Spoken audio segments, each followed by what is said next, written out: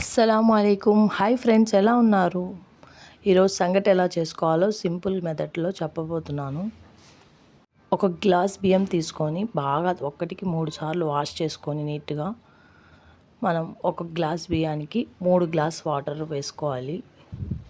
ఏ గ్లాస్తో అయితే బియ్యం కొలత పెడతామో ఆ గ్లాస్తోనే వాటర్ కూడా వేసుకోవాలి.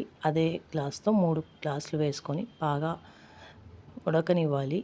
బియ్యం ఉడికిన తర్వాత రాగిపిండి జల్లెడ పట్టుకోవాలి. అలా రాగిపిండి జల్లెడ పట్టుకున్న తర్వాత దాంట్లో ఏమన్నా ఉన్నాయా ఏంటి చూసుకొని ఓకే, ఫైనల్గా మనం వేసుకున్న ఒక గ్లాస్కి దాదాపు ఎక్కువగా సంగటి కలర్లోకి రావాలి అంటే ఒక 4 స్పూన్స్ వేసుకోవాలి. లేదు అంటే 3 స్పూన్స్ వేసుకోవాలి.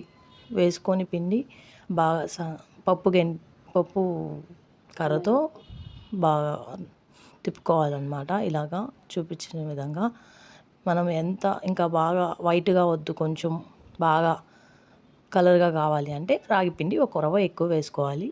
రాగిపిండి తినడం వల్ల బెనిఫిట్స్ అయితే మీకు తెలిసే ఉంటాయి. సంగటి తినడం వల్ల చాలా బెనిఫిట్స్ ఉన్నాయి. ఇప్పుడు ఎట్టా సమ్మర్ కాబట్టి కాసేపు బాగా కలిపిన తర్వాత సిమ్లో దమ్ము పెట్టుకోవాలి. ఒక 15 సెకండ్స్ దమ్ పెట్టుకోవాలి. అంతే, సంగటి రెడీ అయిపోయింది. సో సంగటి మిగిలిన దానికి నైట్ వాటర్ పోసుకొని మార్నింగ్ అంబలిలాగా తయారు చేసుకొని తాగొచ్చు. దాంట్లో ఆనియన్స్, పెరుగు అంతా వేసుకొని కలుపుకొని తాగితే హెల్త్కి కూడా చాలా మంచిది.